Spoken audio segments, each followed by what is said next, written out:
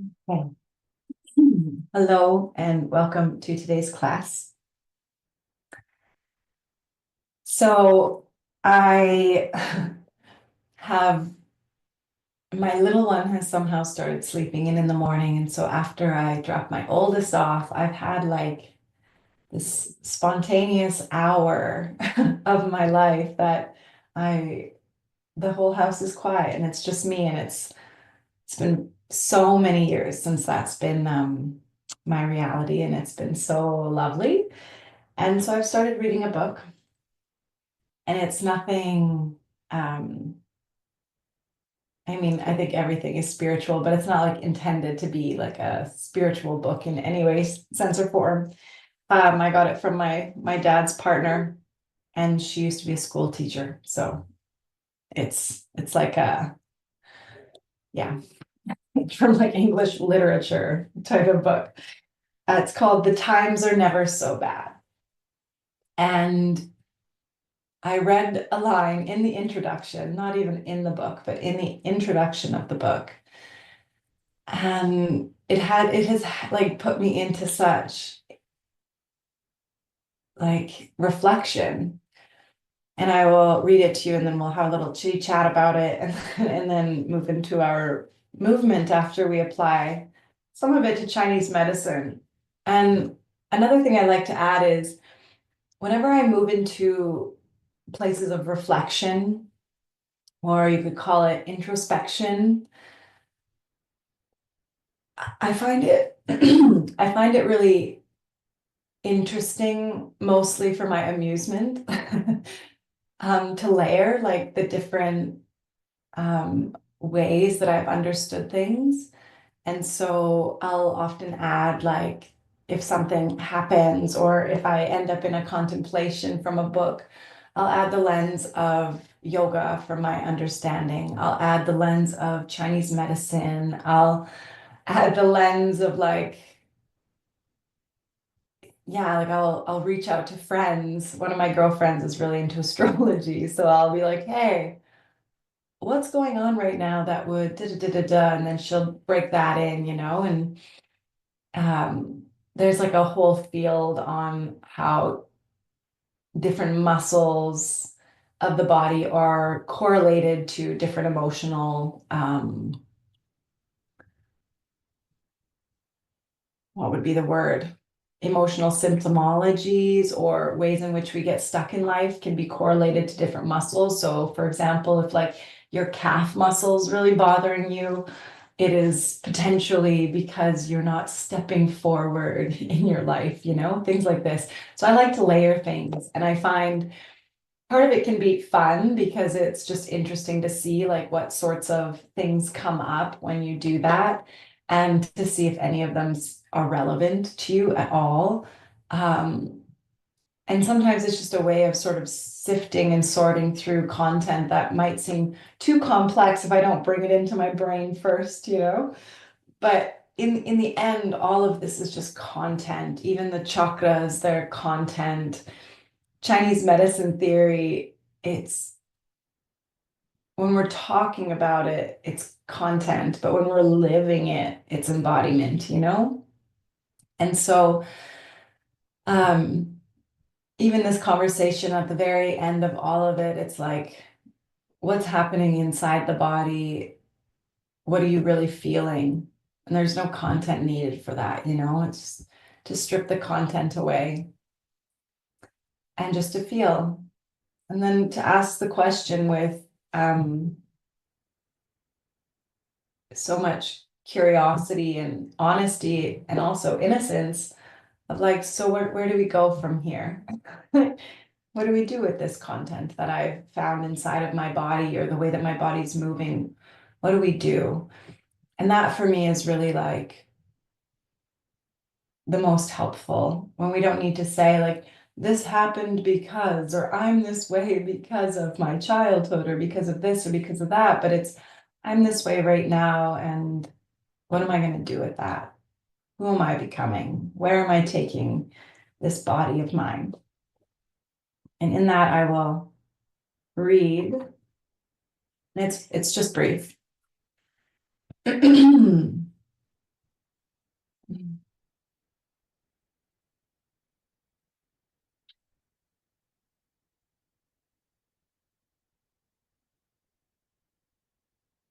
Like, where do I start where it will make sense without having to give too much foreground? When will we ever have a, sorry, when will we ever have a president who has read Virgil, read anything at all by the men and women who have written the poems and plays and fiction that have, little by little, shown us how and why we live? My only answer is that most of our politicians and too many of our citizenry, or the people, are directly related to those first foreigners who went from east to west for survival, yes, and with courage and moral values, yes. Many of them, maybe even most of them, and destroyed the Indians and their culture, and somehow did not replace that culture with one of their own and with moral values, or at least none deep and strong enough to last. And the piece that caught me was because for me personally, I feel like in the last couple of years, I've really been sitting with like, um, what practice or what way of life will really feel like it's coming from me, you know? And like, and for me, what I've come to in this point is like, what did my ancestors practice before it was stripped when we came to Canada, you know? Or like, what was our medicine? What was the things we celebrated? Because even yoga, like when I got into it and I started reading the scriptures, I was like, oh, there's so much meaning here. And I love the body, and the body has always been something that comes really, like learning about it comes very naturally to me. And I'm highly interested in the like minute details of how things occur inside the body. And so that is for sure a part of something really deep inside of me that doesn't come just from me, it comes from my lineage. But when I would try to remember like what the yogic philosophers would say, or the different schools of yoga, or even the words themselves, you know, my brain, like my body understood it in a different language, but my brain couldn't remember any of it. And I'm like, okay, so maybe it's the body aspects of yoga and the movement and the different forms and the way that it gets the energy moving that is familiar to me, but really that's not my lineage. And I find that very interesting, you know. But then I really question, I'm like, so what is my lineage? Like, where is my place of devotion that will feel like it's like oh, you know, outside of the physical body. And maybe that's just the answer. But it was really interesting for me to read because I always contemplate about how beautiful life in America could have been if instead of destroying the original people of this land and like trying to force them into becoming like us, what would have happened if we merged, you know? If we came in and we taught each other and we were curious and interested, like, what are the lays of this land? How does this land work? How, like, what is the relationship to this land? How do you survive in the winters? Like, so many things. Um, Instead of trying to starve them out and smallpox and the myriad of awful things that we did to just like basically destroy what was here. And yet, even in that destruction, we didn't bring anything of value. Since having children, I reflect on that quite a lot. Like everything that is celebrated in America, particularly, and I know it's different in Europe because it's more of an origin point. But in America, it's like Christmas is all about getting presents. Halloween is all about getting candy and going door to door and not even having conversations with people, but just like opening your bag and essentially inviting them to give you free candy that's made off of slave labor and raping the lands of goods to make it, you know? And birthdays, it's not about celebrating that you have like lived another year of the earth rotating around the sun. It's just about who's going to get me what, what are the presents? Valentine's Day. It isn't even about love anymore. It's about who's buying you chocolates and roses and things, like doing stuff for you.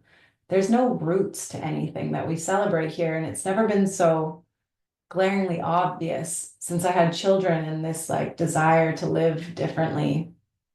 And yeah, it's had me really questioning, like, why is there no like really real meaning? I live in a place where the seasons are so distinct. They're like spring, it's summer, it's fall, and it's winter. And yet there's no celebration of the changing of seasons in a way that really like honors what's here.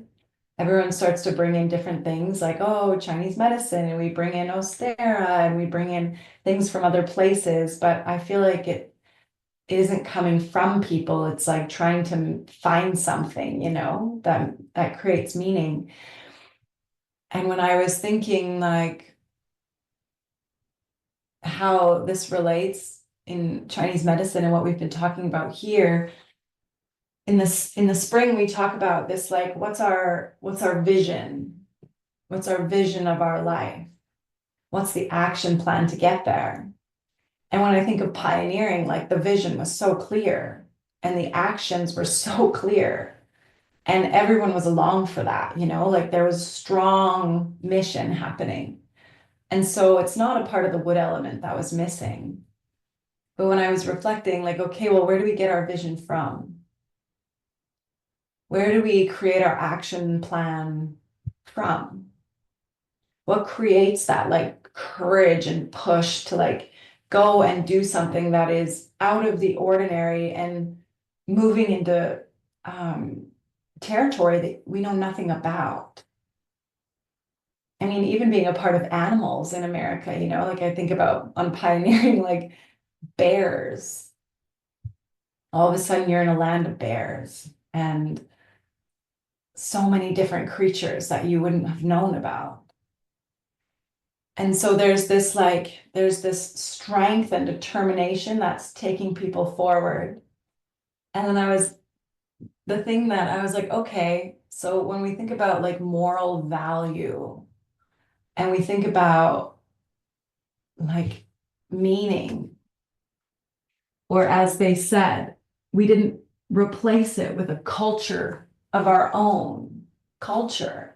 When we're celebrating things of meaning, it comes from culture.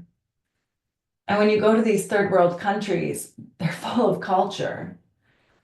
My whole life changed because I went to Thailand and I saw a place that had culture. And I think that was my first moment of like, oh, this is what's been missing for me.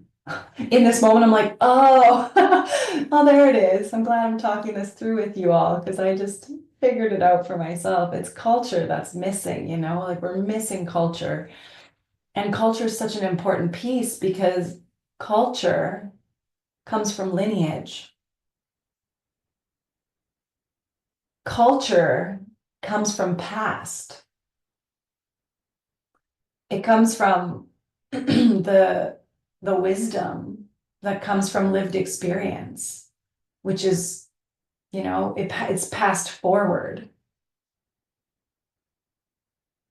And so when we're moving in unidirectional way, or like America, I would say the culture, which is not culture, but the culture of America is, and it's going global, is like to do more all the time, more production, build more, expand more. And then we cloak it as like meaning. And when we're in this more, that's this like exacerbation of the wood element, actually. It brings heat into the liver, which creates this frustration and irritability and lack of clear vision. Headaches, I mean, of course, lots of different things cause headaches, but like a headache that will come from the liver is like too much heat moving upward. And so it creates blurred vision and like just raging temple pain.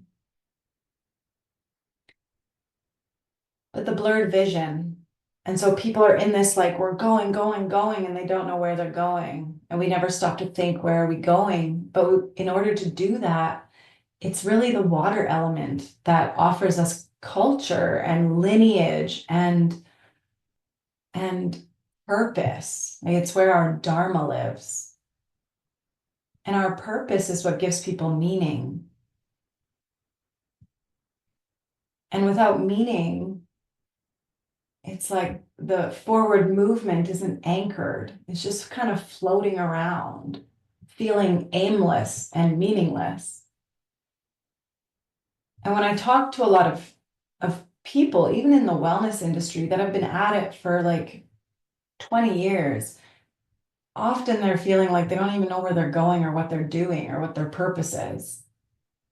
After 20 years of like following people that are leading, but within this culture where, and we talked about this 2 classes ago, or I think, but when we're always just trying to be moving forward, we're not sitting in like the beginning of spring, where you have to hold it a little bit longer, because the beginning of spring is like the moment where the information from the water element, that where we sat quietly, and we can see this in women with menstruation.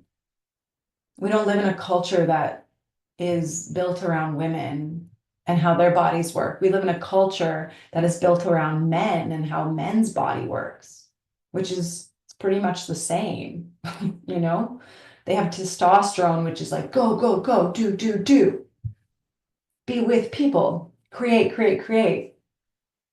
And when we come into menstruation, which you could also say is winter, our bodies need to slow down. And it's this opportunity to like, the veils get really thin where we can go into this deep, wise place and sit in our purpose and sit in our karmas, which are actually just like guidance points of what direction would bring us more in alignment with our dharma. And so when we don't slow down ever, and when we have a culture that doesn't respect slowing down, then we lose meaning. We lose like a rich culture that people feel like they belong to it. If you've ever met a Ukrainian, like they're Ukrainian, and they'll tell you about their culture and the things they celebrate, and they do it in so much pride.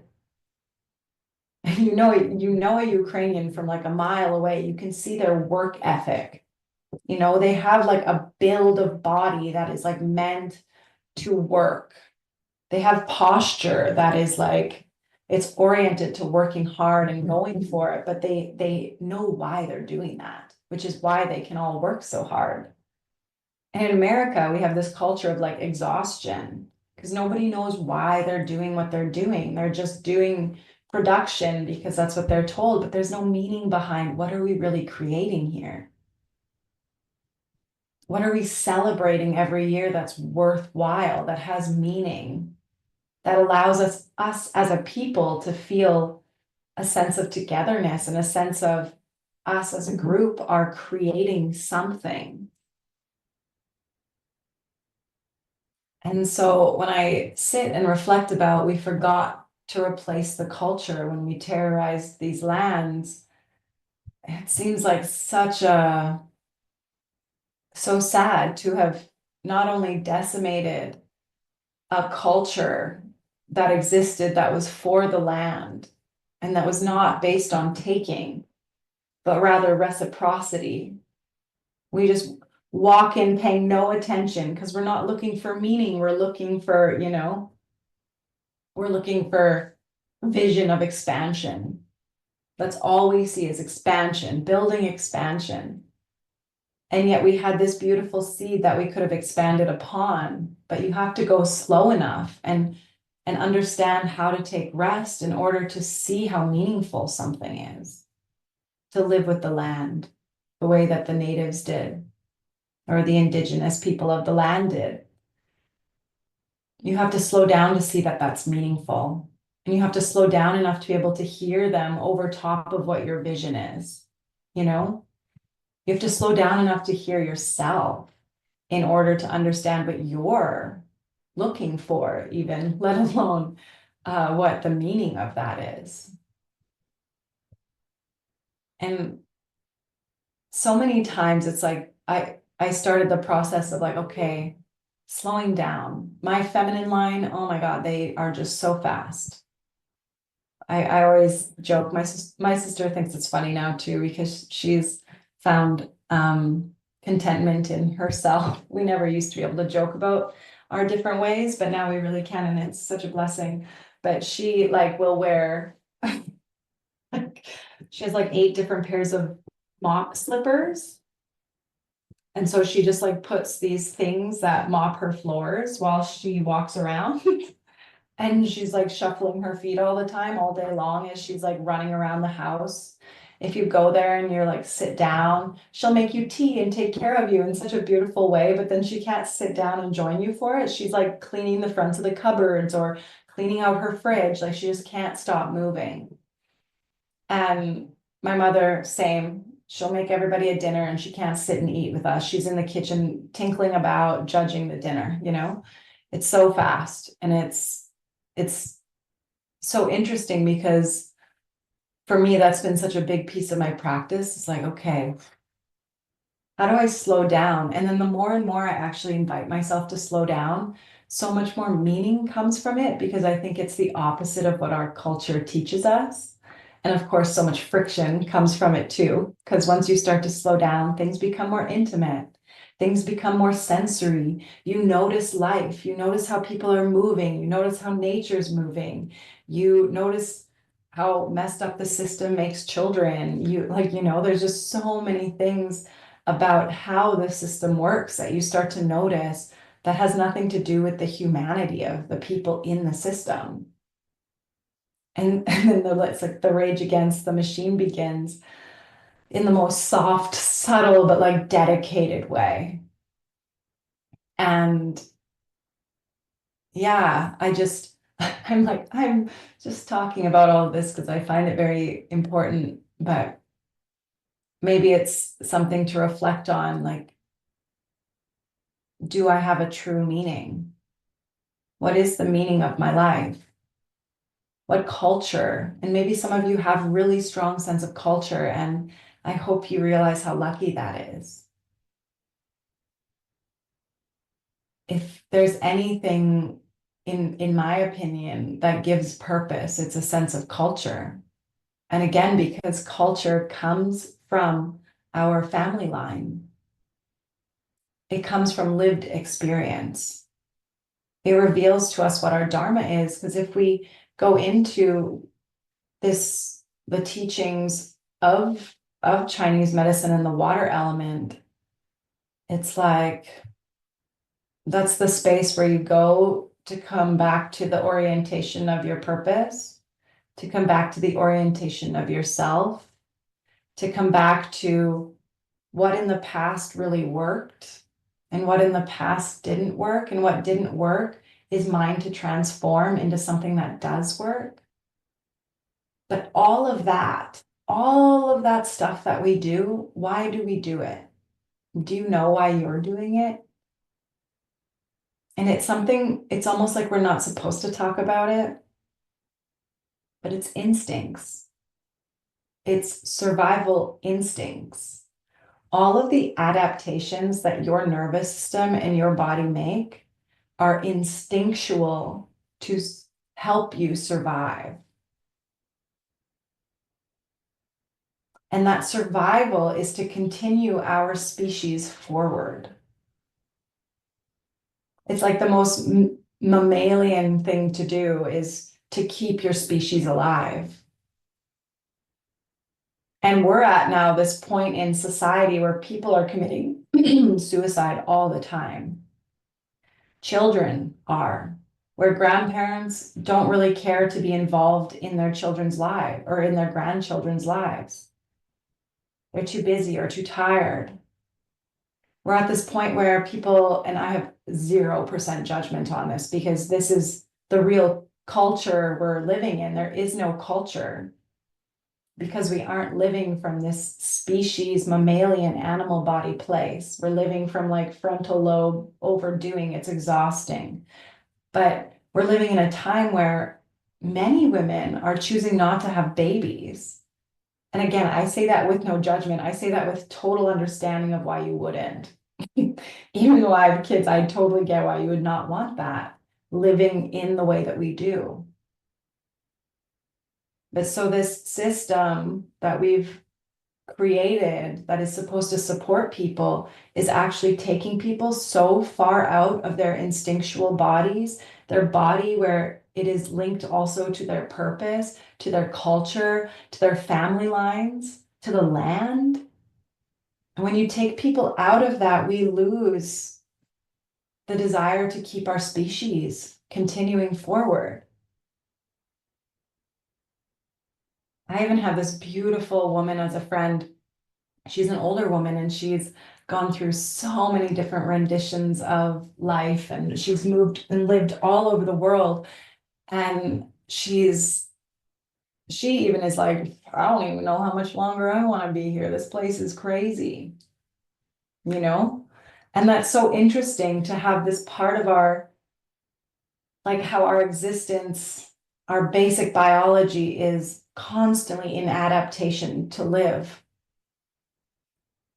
And yet the will to live long and to create something that comes from the guts is lost in this lack of culture. And so the importance becomes, or the important thing to reflect on and to really like sink into is, what is the meaning of my life? What is my like really true purpose here? And if I stop gathering, you know, all of this information, because we're in a time where just information is super easy to access. So there's this like inherent desire that comes from also a more new part of our ancestry of like, go and get, go and get, go and get, go and get, go and get. But to what end and to what means? What are you going to get? What is there to get? We have literally everything at our fingertips. What is there to get?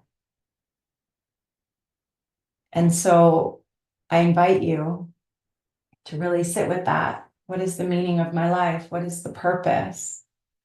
And if we don't know, and it takes a long time, I think, to know, there's little trinkets along the way. Like I said, the first time I experienced culture, which I didn't realize until just now, that's what it was. It was culture. The first place I went that I experienced like a rich culture, it changed my life entirely. Dropped out of university, became a yoga teacher, moved for the first time ever out of my parents' house. And it's why I'm here right now doing this, is from that first ever moment of experiencing culture. And that's how life-changing it can be when we find like, oh, there's actually more to life. There's places where there's meaning. And to sink into that meaning, to sink into our culture. And if we don't have one, to like walk through our lineage and to find where, like, what did I come from? What were my great, great, great grandparents doing? And now we almost need to go a little bit further back than that to like really find out what was celebrated, because there was a lot of celebration. There's always been a lot of celebration. We've just lost the meaning of it. If you go to Bali, or India, there's always a celebration on, and they celebrate till like 3 a.m. In Bali, they still have days of complete silence. It's so beautiful. And so there are places we can go, not to take their culture, but to observe it, to feel it in our bodies, like, oh, you can feel the collective belief, you know? I don't prescribe to Christianity or Catholicism, But even when you go into a church, there's a collective purpose there, and you can feel it, and it'll bring tears to your eyes. So I will leave that discussion there, but it's just a reminder of like how important it is to come back to our capacity to be a little bit slower and to reflect on things from a sense of self, not from a sense of other, but from a sense of self. Like, what am I looking to connect, or what am I even looking for with all of this searching I'm doing? Like, what am I missing? My whole life growing up, I always felt like something was missing. And it was in Thailand that I was like, oh, that's what's missing. And it's never been missing since. I've just been on the journey of discovering what is my sense of that culture, or what is my culture. Because to write off an entire past, it doesn't make sense. There's so much in every single person and in every single past. There's so many good things that happen and hard things that happen, but all of it is informing us. And it just depends how it is informing us, or how our body in that moment can receive what happened and what it does with that forward. Mhm.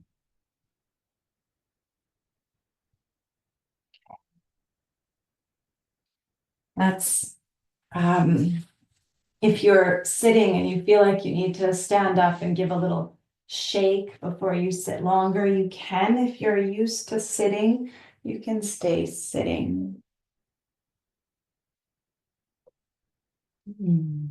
Let yourself take a really deep, expansive breath in, letting the ribs expand out the sides and the back. You can sigh or sound.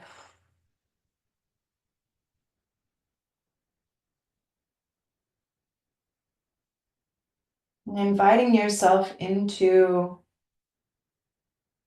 your body as a step one.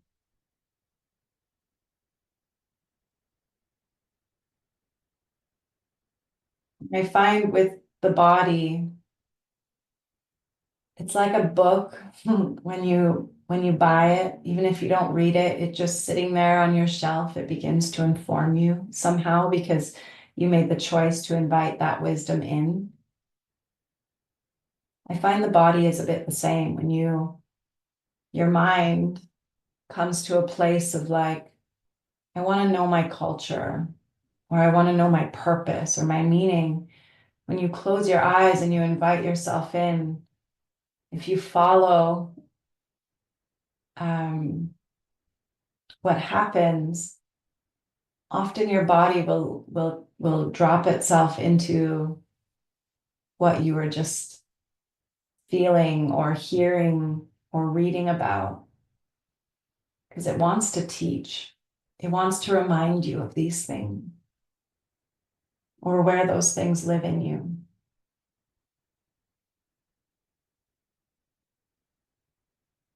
Invite yourself into your depth.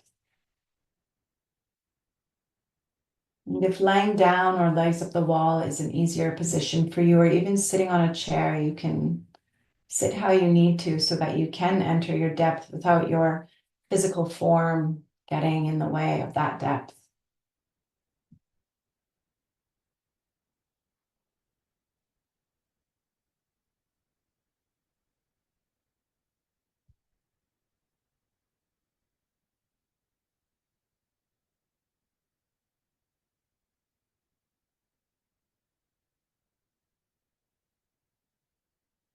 So you sit, allow your awareness to come into these tissues of your body. And you might automatically move into the tissues of your bones, Some of you may move into the tissues of your flesh and skin. Some of you may sink into the tissue of your organs, maybe all of them, or maybe one in particular. But let yourself feel the material and inhabit this material that makes up your body. That is the temple that you can come to for guidance because it knows your culture, because it came from it. Your bones shaped by the ways that your family lived.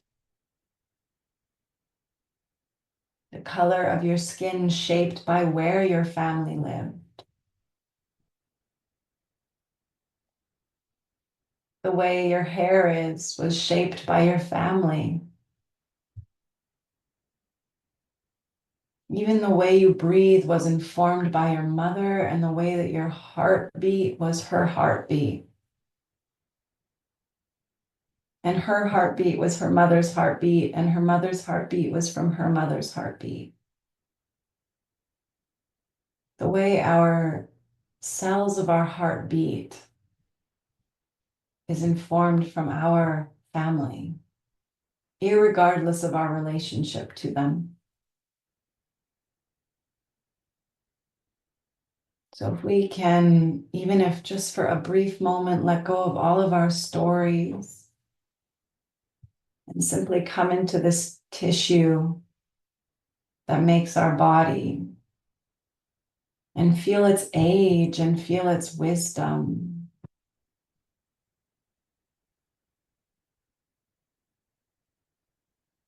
Its sense of knowing.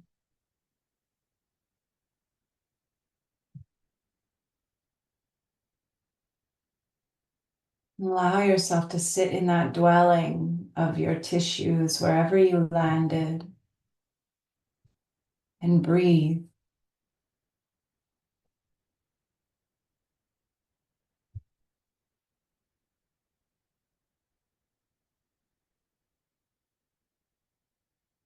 Breathe in a way that feels quite natural, but also equally draws you into a deeper level of presence.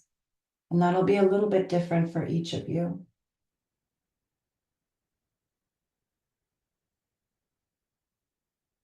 And for some of you, maybe touching your skin and your body might be helpful. Or placing a hand on a part of your body that maybe doesn't feel here or that doesn't feel relatable. You can place your hand there with the only intention of just holding this place so that it can feel felt and it can feel held. Not with the need for it to change or to be better behind it, but just as an offering to this body.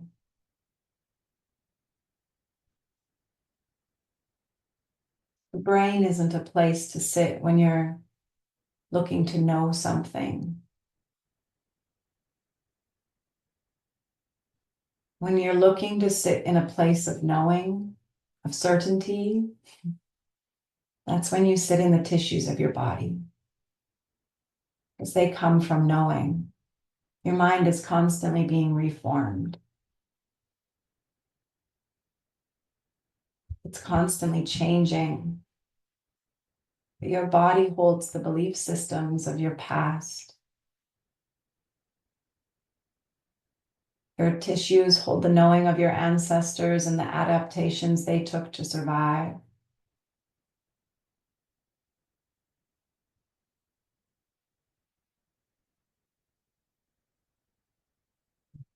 Your body knows the vibration of every emotion and the sound that it makes when it's at its very edge,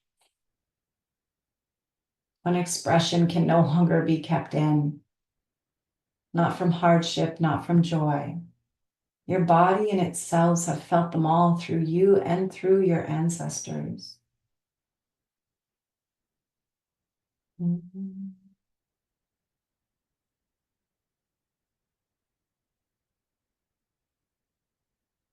And let yourself simmer and steep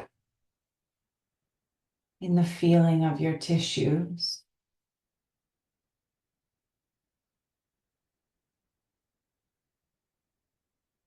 And invite yourself to explore.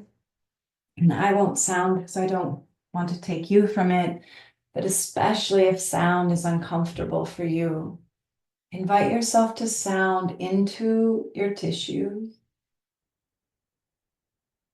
So towards wherever you are, whether it's your bones or skin or the wrapping of your organs, let yourself sound into them as if to say thank you, or sound into them as a form of reverence and offering back to the wisdom they hold and that they formed themselves from. Even your being in a human body is from years of evolution to become this form. And that came from a knowing of where it was going and from sitting with what it is and what things, what parts of us were helpful in what parts weren't. And our body adapted to this form. So as you sound, maybe it's a hum and maybe it's a song, or maybe it's words. But let that be a continuation into all of your tissues.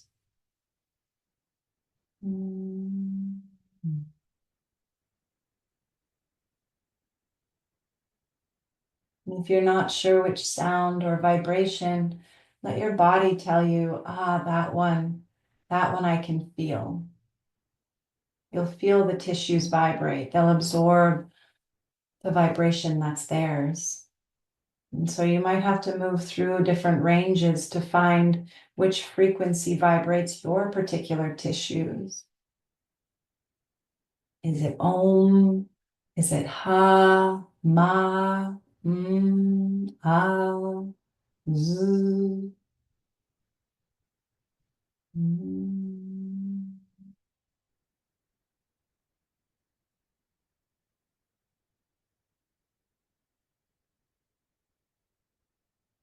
Once you find that vibration that your tissues can feel,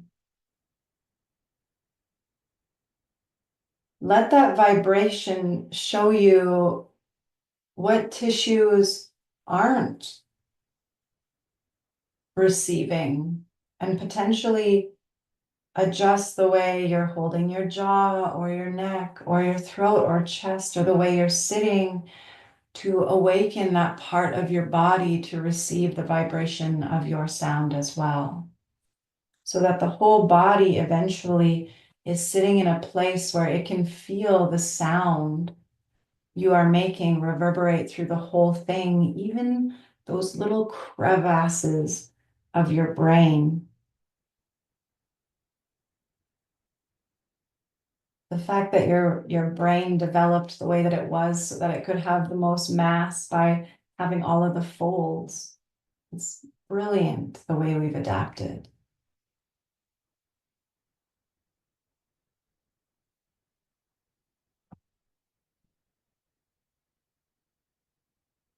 You might find that if your body is in a still form, that as you're humming, you might need to even bring a little bit of movement in to get into those parts of your tissues that aren't able to receive that sound yet.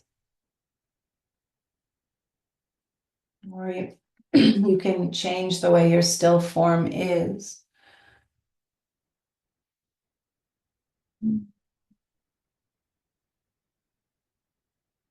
You may find that eventually your tissues end up, instead of absorbing the sound, you might end up finding that a song or a sound emerges from your tissues. And let that happen.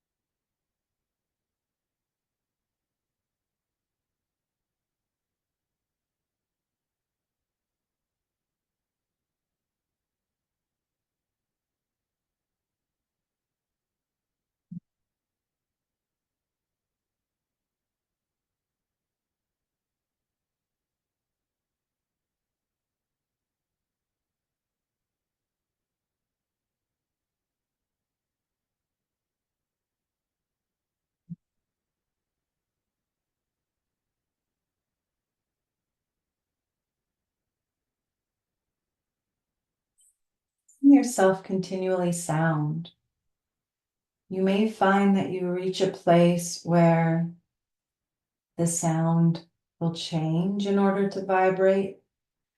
You may find that your tissues end up releasing the sound. You may find that all of a sudden, instead of these like longer, drawn out sounds, become like ugh, ugh, oh, sorts of sounds, as if the tissues or the remembrance is needing to express something else that's stuck there, and let yourself go through that whole range. It might start by feeling confusing, or it might land immediately, and then it might move into some other forms. And your body might stay still in this sound, breath, vibration, or again, you might start moving a little bit, finding space where perhaps the sound isn't able to go because there's some stickiness or blockage through our posture, or a protection pattern. And so letting yourself follow with the invitation of discovering self, that is the meaning that becomes perhaps part of our culture, is to discover ourself, but not for the purpose of knowing ourself, but for the purpose of knowing or becoming to understanding of what truly works for this constitutional makeup and for my species. The more we understand self, the more we understand the adaptations that are required for our highest and greatest wellness. And our highest and greatest wellness, when we pass that forward, if we're having children to do so, we might just pass it forward through our studentship or through the community around us. But when we pass it forward, it comes from this truly lived experience that came from meaning. It came from something of substance.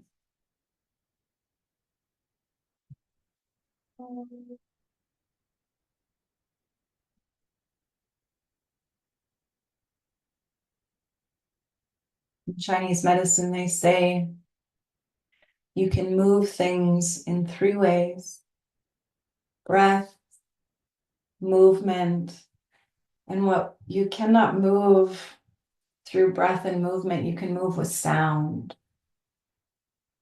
And sometimes when things don't want to move, or they're scared to move, because what happens if it moves, we'll hold it in our throat and we'll say we don't know how to make sound, or we don't know how to sing, or we can't say how we feel. And the most beautiful gift we can remember is sound.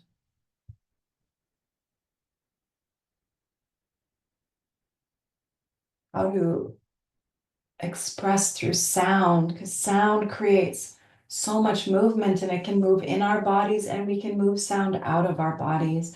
We can receive sound from others and we can give sound to others. And so in this moment, even if it's uncomfortable, invite that sound back in, let it ripple through all the ways that you've blocked yourself from sound. Maybe it's getting really big with it at first, like, oh, letting it sound a bit funny and just letting that flow and feeling that. Or maybe it's a little bit softer because that feels a little bit less exposing. Mm. Ah. Practicing making different shapes with your mouth and your face.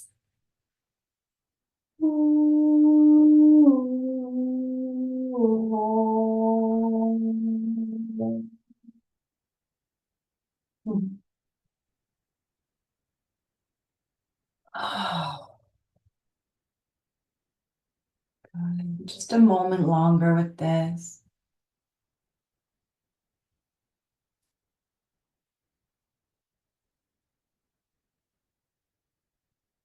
And letting your body do as it knows.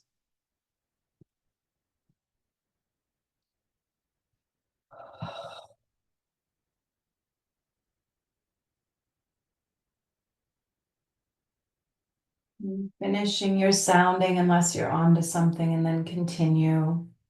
And try not to just stop the sounding. Let it get a little bit quieter, maybe by 25%.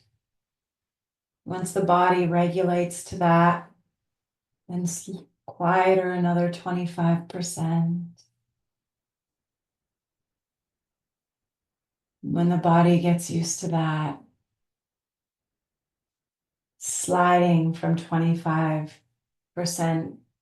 to silence without it feeling like you're stopping yourself or like you're not allowed, but rather like you're understanding how to move yourself through this one sense and way of being, that you can scale and follow yourself so that it feels like a choice to be quiet and it feels like a choice to be loud.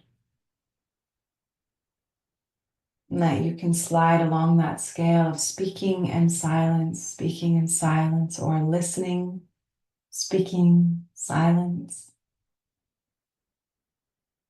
Mm.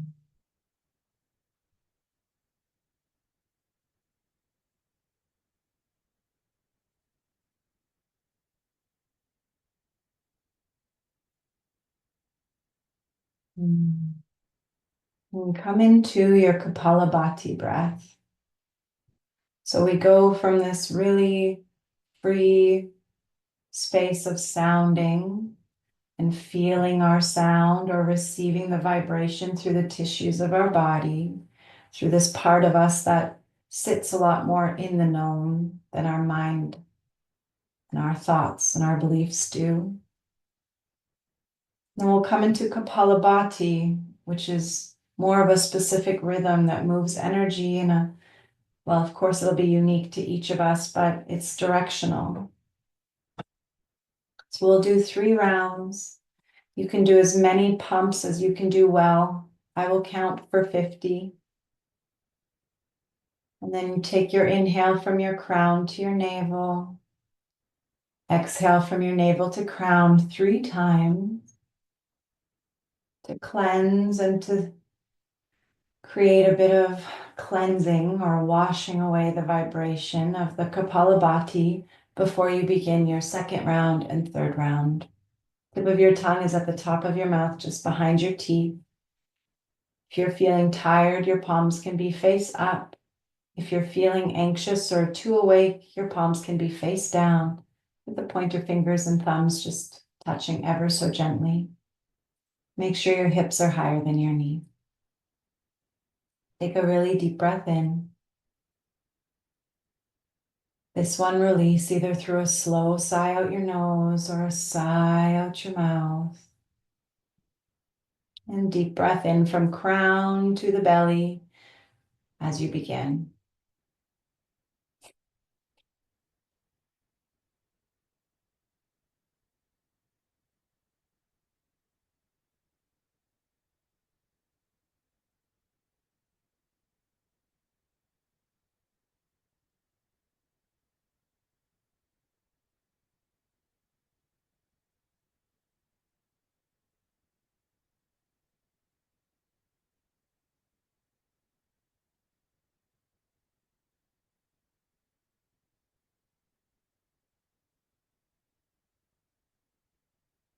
Last couple pumps get sharper until the last one you push it all out and have the option to have a kumbhaka or a breath hold for just a moment, or as long as you can, remain really soft and spacious and not struggling or stressful. When you finish your hold, you release your chin and belly at the same time as you inhale from crown to the space beneath the navel, filling the ribs. Exhale from crown to navel. And doing that 2 more times. And just noticing again, does the breath cleanse through you, or is there places where it gets stuck? And is it a postural shifting?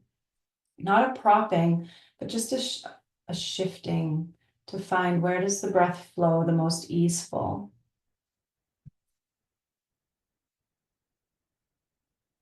And take a really deep breath in to begin second round, if you haven't already. And continue. And same thing, not only become consistent with the breath, but notice as you're breathing, the movement of energy that that breath is creating. Use it to show you the same way you did with sound. Is there parts of your body where the breath isn't moving, or it gets stuck, or it can't go there? And is it there an ever so slight postural shift or movement that will open up those spaces of the body where the breath can then come through and do what it needs to?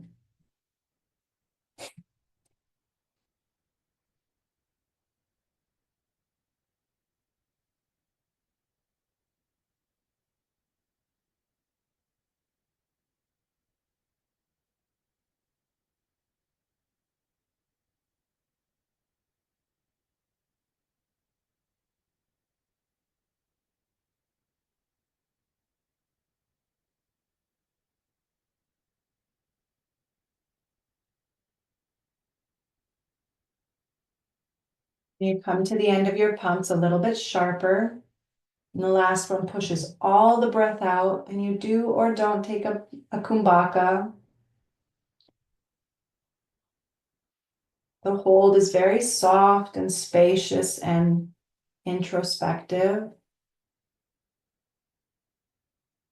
And you release the belly and the chin. When you're done your hold, inhale from crown to navel, filling the ribs. Exhale from navel to crown and maybe beyond. 2 more times. And we don't use these practices as a way of like, we need to be better. Instead, we use them as a way of informing us of where is my breath not able to move. If my breath can't go there, then my breath isn't able to move my chi through those spaces. And if my chi isn't able to move through those spaces, then my blood and body fluids aren't able to move through those spaces with ease. And so if I'm really here to know myself and to find this like adaptation and survival inside of me, that's why we're doing it. Right. When you finish your third breath, take a full breath in for your last round of Kapalabhati, filling the ribs, the belly, and beginning.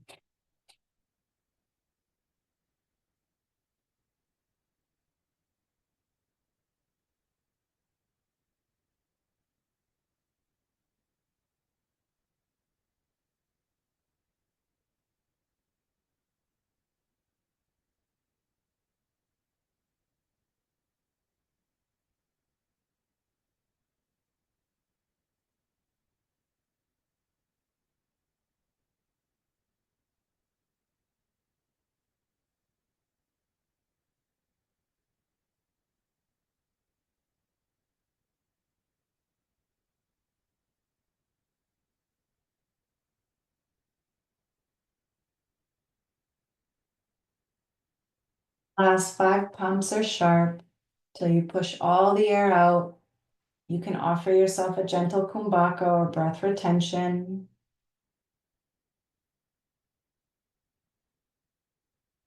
When it starts to not feel free and expansive, release the chin, the belly. Take a full breath in from the crown to the ribs to the belly. Exhale from the belly through the ribs and out the crown. 2 more times. Letting the ribs expand in the sides and out the back.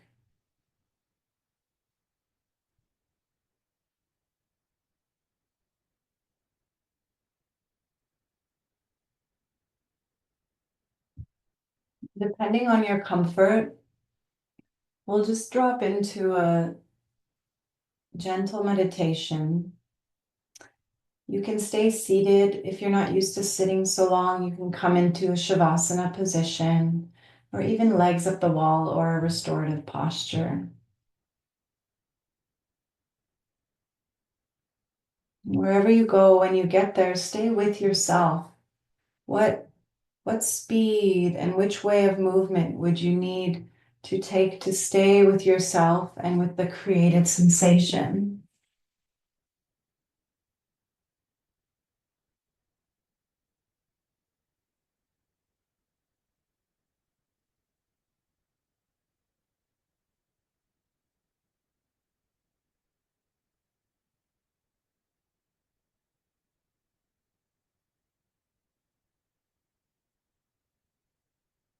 As you're here, we've woken up the tissues of the body, both through our awareness, through sound, and through our breath. And these tissues that hold the wisdom of our ancestors, the genius of the water element. Invite yourself to open up your visionary self. And from your tissues, envision how will you move forward and what are you moving forward towards? And if the vision doesn't come, then just sit with that seed. Sit with that intention of discovering your true purpose, the true reason of you moving in any direction.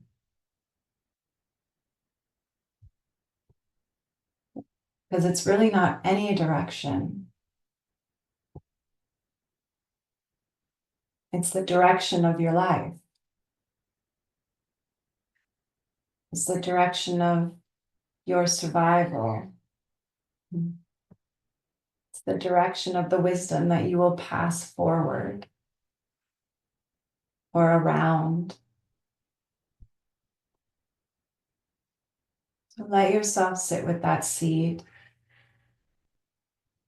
What is my offering that comes from my tissues?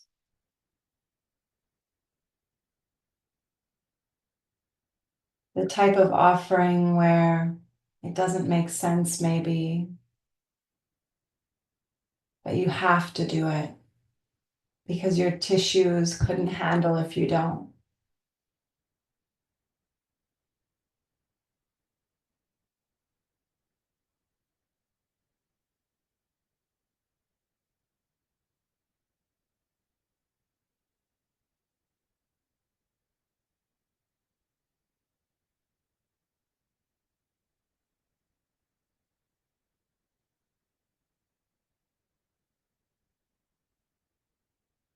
Even your posture now doesn't come from trying to be good or doing it perfect. It comes from your body's energy and its desire to be freely moving in the direction of your purpose.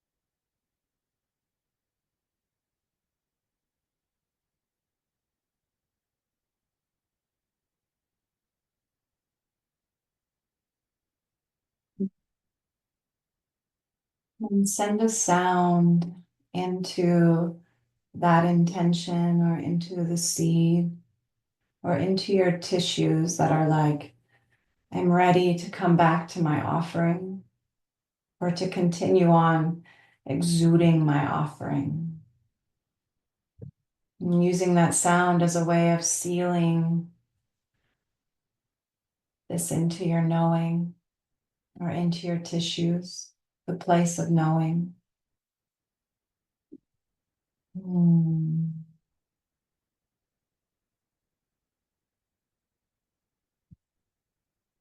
And letting your hands come to your forehead. The thing I find quite brilliant is the place of our third eye. In Chinese medicine, it's called the yin tong, and it's the place of yin crossing, where all the yin meridians cross. And it requires yin, winter, to open the vision. So let yourself surrender this place to the wisdom of the tissue of your body, which is also the yin of your body. And your vision will wake up the more you spend time with that. Thank you for being here. Next week, we'll do some asana. I intended a full asana class today, but I think the tissues were calling.